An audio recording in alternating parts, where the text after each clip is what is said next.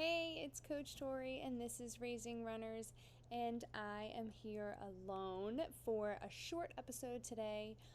It has just been a crazy last week or so, and just wasn't able to get any guests scheduled. So just working on that for the next coming weeks or so. So it is just me, and I figured I would be here to talk a little bit about run coaching, or being a running coach, or something of that nature. A lot of you, I'm guessing, probably know this podcast started just as a resource for the parents and coaches for the youth running club that I had started. Really just wanted to get people information, knowing kind of our philosophy, why we do what we do, more about running in general. Then started bringing in a lot of interesting guests who had different resources, and then it's evolved 10 times over, and here we are. But I'm also a running coach, so I do that as well. Currently mostly just doing virtual running coaching, and a little bit in person, but mostly it's all online. And the reason I felt like talking about running coaching today was relevant. I recently just started to do an AI generated running coaching program. So in the past, I had hired a running coach, did that for a little bit. I think as a lot of people who have hired running coaches know that just having someone else, even if you know what to do, you have a plan, you know what you're supposed to be doing, you know what makes sense, you know what works for your body, blah, blah, blah, all that stuff. Having someone else tell you what to do, tell you what you're doing makes sense, be able to help talk you through, adjustments or whatever, and knowing that there's another person who will know if you did or did not do your workout, can help motivate. So yes, I had a running coach at one point for a little bit. Definitely helped me kind of get back into running longer distances after having a baby. And so that was super helpful. But yeah, other than that, most of the time I'm really just doing my own thing. A lot of the time I'm not really even doing any kind of structured programming. Life doesn't totally allow for too much structure, so this has been really interesting. And I know when AI first became like a much more, I guess, hot topic, I want to say a couple months ago, but I might not even be right on the timeline. I did see a lot of running coaches posting things like, AI could never make a plan like me, blah, blah, blah, blah, blah, and kind of showing that some of the plans that were coming up, if you said, like, write me a marathon training plan, looked good initially, but then if you looked a little closer, you would just see like something's just not making sense, whether they didn't have any cutback weeks, they didn't have strength training, any kind of thing. There was just a few things like, okay, it's okay, but it's not great. It's not where people are at yet, right? I think some of that can be user error as well, depending on what programs you're using. So, all that to say, I've been using RunDot, and I believe they have in the past, or still currently, like Triathlon or TriDot, something like that, has been used for a while and has been tested, and now RunDot is a thing. And they were just looking for like thousands of people to participate as, like in some of their research. So I'm sure they're just trying to get their metrics and everything right. So I was like, oh, this would be interesting. Might as well do that. So I'm doing that right now. So I have two months to see what the plan looks like, and it kind of worked out well because I'm going to be doing a half in about a month, and then in 3 months I'll be doing a marathon. So kind of gets me a good amount of the way there. So the cool things about, I guess I'll say like a little bit about the program. So it asks about your like experience with running, how many days a week you run, how many miles a week you typically run, and then you input the races that you're training for. And that, I believe, was the only information they asked from me. So I did that and then had a plan. I will say, looking at the plan so far, I was like super motivated and excited. I think like that first day I had a run workout. I even left the baby home with his dad. and was like, I'm going to go do my run workout by myself so I can see if I can hit these paces, all the stuff, like very excited about it. The strength training they have built in is pretty good too. Not super specific, I will say. Like it's a lot like do between 1 and 3 rounds of 10 to 20 of each movement, which I do sometimes for my programming as well. So it wasn't too unfamiliar, but I was just like, oh, that kind of leaves there's a lot of variability with that. But then looking more at the plan, it's higher mileage than I would have planned for myself. More running days than I would have planned for myself. I think it probably actually only is like 4 days, depending on where you look at like the 7 days, but in like a rolling 7, sometimes it could be, you have like 5 days, 6 days in a row, which I just don't love. I typically am like 3 to 4 days of running right now. So higher mileage, which could be good. There wasn't any mobility in there yet, at least. What else? Let me see. I was trying to stick with positives first, and then I'm like, I kind of ran out of positives. I will say, for people who have running as more of a higher priority in their life, these kinds of programmings I think would be great. It is definitely high mileage. It definitely seems to prepare you for a race. There's interesting workouts, like definitely things I wouldn't have picked for myself, which is also pretty cool. And it's not, I don't actually know what the pricing is on that, but I imagine it's less than paying for a person, but also I'm not totally sure. It also, at least for Garmin, the workouts sync into your watch, so you can just hit start workout and, do that whole thing. So that's really nice. They break everything down by the power output, pacing, and heart rate, so you can see all those things for your workout. So there's like lots of really interesting data. I don't love the way the app looks, but that's just like a me personal thing, whatever. Some negatives, and again, I recognize a lot of these negatives are going to be like personal to me. Wasn't able to pick like days of the week that work better for training. And I know, so I guess I'll also say, as a running coach, most of the population I work with is people who are either newer runners, returning to running, or people who are busy and running is not like a top priority. So I will also say, like, I have a niche of people that I work with too. So we really focus on not crazy high mileage, but enough to prepare you for the race that you're planning for. We also do a lot of flexibility with like being able to move workouts around, move days around, split up long runs if we need to, different kinds of things to make stuff work. So my thing's all about making running fit into the life that you have without having to adjust too much, just because those are the people that I'm working with. Because it's also who I am currently as well. So yeah, for me, not being able to tell them like days of the week that were better for long runs or run workouts, they kind of just picked like, okay, you'll do a long run on Saturday, you'll have your run workout on Tuesday,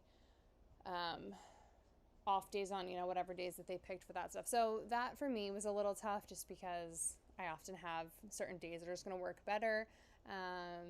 And that also can fluctuate as well, week to week, which days are going to work better for longer runs or, strength workouts or whatever. So that was kind of tough. Let me see what else. And I'm sure this is like a me thing, even like a setting wise probably too, but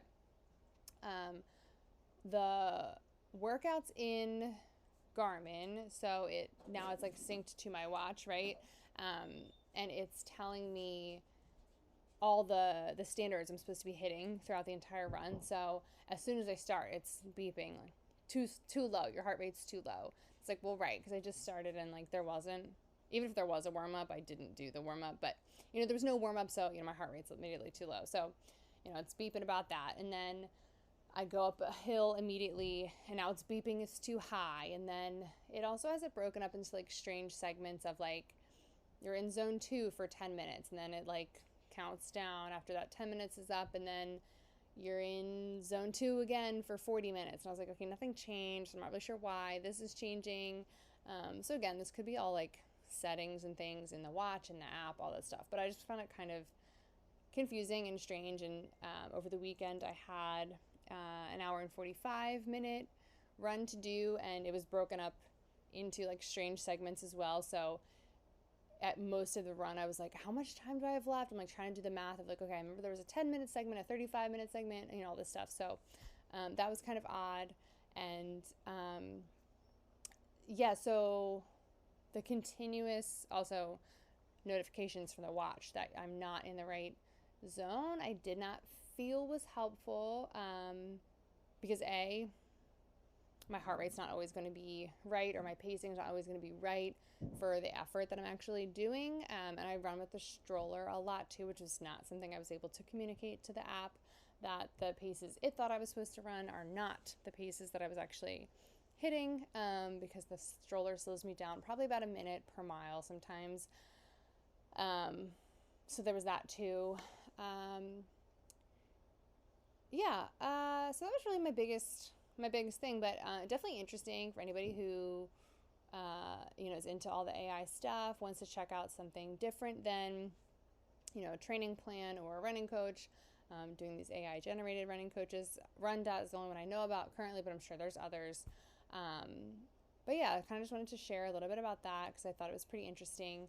And then I'm just going to talk a little bit about running coaching in general, just because I also think, well, it's mostly on social media that I see, and in the running group too, a lot of people talking about like, is a coach worth it? Should I get a coach? I'm trying to improve my my race time, whatever it is. So kind of just sharing a little bit about that. So different options. I kind of talked about like who I coach and what I kind of do with that. But there are different options for if you're looking for a coach. So I will say, if you are interested in running, and you would like to, you're either new at running or, like I said, returning to running, I think it's great to have someone to help support you. If you are prone to injuries, definitely getting someone to help support you that way. If you've been plateauing in your training, you're looking to PR, looking to change distances, anything like that, I think it definitely could be great to have someone to support you. And then, of course, like if you just want a coach, some people just love to have a coach kind of relationship. So, that's another great reason to hire somebody. Different options. And again, there probably are infinite other kinds of options too. But I'm just going to talk about some of the big ones. So I'll start with, there's the AI, right? We just talked about that one. Then we'll talk about me. So online coaching. And I think there's a couple different ways people do this, but often, you either just find a running coach by searching, running coaches near me or whatever it is. There are some like host platforms as well that running coaches can be on, like Team Run Run is the one that I'm on. So you'll go teamrunrun.com, and then you can search through all the coaches on there for all kinds of different stuff, and you'll find coaches that way. Some of them are, again, a bigger platform, and you reach out to their main person and they help connect you with one of their coaches that they think will be best. So there's a couple different ways to find people online, and then usually those things are totally virtual. So a lot of coaches offer like unlimited texting and email. You can sometimes do phone calls, Zoom calls, those kinds of things, just for checking in, and then everything's monitored through an app. There are a couple different apps that you can do that through, and I think the different ones will vary with like what kinds of metrics that they have, what kinds of like extra information they provide. But oftentimes the app is going to connect to whatever wearable device that you have. So you do your workout, it goes into the program. The coach is able to see what you did, without you telling them like, yes, I did the 3 miles today at this pace. So they're able to see, they usually can see heart rate depending again on what kind of wearable you have, heart rate, power, cadence, pace. Some of them will show like the elevation gain, the terrain that you were on, all those kinds of things. And yeah, so that's how like online, I think the standard online practice is. There are some people who offer virtual coaching who also can do sometimes in-person sessions as well. Those typically are more expensive. And I think oftentimes you'll see like up to an hour with a coach, helping you out with different kinds of things. Other kinds of online coaching. people who do like gait analysis or like analyze your form and can give feedback on that. So there are a couple people I know who do those kinds of things. You send in some videos, they let you know like these are the things that are happening, this is what you can do to help with that. And that's not usually like an ongoing thing as much as like a running coach, the virtual running coaches I was just talking about are, but it might be. So those are other options like that. And then of course the in-person coaching, and I've done a lot of in-person coaching usually for kids, but same can go with adults. So that's either like those one-time sessions you meet in person, you do a workout, do other kinds of things. I know other people who run with their clients all the time. So that, those things can kind of vary as well. But again, it often will follow a structure of like, this is the plan, these are the workouts, maybe meet up a couple times, that kind of thing. With the in-person, also, there are running groups. So running groups can be varied as well. There are some running groups that you pay to be a part of because there is a coach, and they're kind of running everything. They come up with a group plan and those kinds of things like that. And there can be different perks with hiring a coach that way as well, being a part of a running group or group coaching some people do. So those are pretty cool. Oftentimes, it's like a couple times a week. You meet up at a certain spot, go out on your run. The coach is there for questions, answers, all that kind of stuff. So this can be pretty cool too. Running groups also can be free. I'm a part of a free running group in my area. We meet a couple times a week. People in the group also will post, through social media if they're meeting up a different time. If anybody, I'm running 10 miles tomorrow. Anybody want to meet up, at this park so we can run? So, people are able to do things that way. And I provide speed workout suggestions. I usually give about 8 to 10 workouts a month. Just post it on our social media for people if they want to mix up their training a little bit, offer different kind of speed workouts, stuff like that. So those are always options too. Again, Google is great. Oftentimes, running stores are going to have some kind of running group associated with them. So if you are trying to get into running, trying to find a group, check out the running store, get a pair of shoes, and also, ask them if they have a group that meets up, because pretty much any running store I've ever seen has a running group attached to it. And then also buying running plans online. I know a couple coaching platforms also will just sell specific plans. Those can look different as well. Sometimes it's just literally like, here is, the next 3 months of your running workout, take it. Some of them will have, here's the next 3 months of your plan. But also there's, monthly or weekly or bi-weekly like check-ins over Zoom as a group. So you can meet, once a week if you have any questions about the plan or how things are going or anything like that. So they can go that way as well. Some people will do like an initial meeting and then write you your own individualized plan, but then there's not really an ability to check back in if things need to adjust or change. So those can look different as well. Or there are different kinds of free plans online, like Couch to 5K, Couch to half marathon, Couch to marathon. There's a lot of different options that way too that have different kinds of free plans, but again, they're not going to offer adjustments for you. So that's just another interesting option as well. I feel like I had a lot more, I thought at least I had a lot more to say about running coaching, but it's kind of just brief, but those are just different options. Again, for people interested in getting a running coach or, getting some more resources, looking into other ways to improve their running or get into running or, anything like that. Also, feel free to email me. I love talking about running. So if you have any running questions, please reach out, marikeyrunclub@gmail.com. I'm not the fastest responder to emails, but I do respond always. So definitely feel free to do that if you have questions, or if you're like, I'm looking for a coach in this area, anything like that I can help out with. Definitely reach out to me. And I'm super excited for the next coming weeks. I feel like I'm always saying this, like we have great guests and then, it takes me forever and a day to record with them and get them on, but we do have some great guests already scheduled. I'm also working on scheduling some really awesome guests. we will be doing our movie chat instead of book chat this month, talking about supportive spouses for runners, talking about stroller running, not just for moms of kids with strollers, but also dads who run with strollers or anyone else who runs with strollers. Talking to a CrossFitter about being the fittest on earth and CrossFit. Again, I know it's a little pivot, but sometimes we like to just go in other places in the fitness space. And there's a lot of other really cool people that I'm trying to work with right now to get things set up. So hopefully we can have that soon. And I'm also really working on getting more stuff on YouTube. I know I'm always saying that as well, but I really, really, really am working on that. I don't know why. I'm just never able to find the time to do it all, but, someday, right? So check back in next week. I'm not exactly sure which episode will be airing because we do have a couple things recording this week, but there will be a new episode on Tuesday, if not sooner. So thanks again for checking in for this short episode.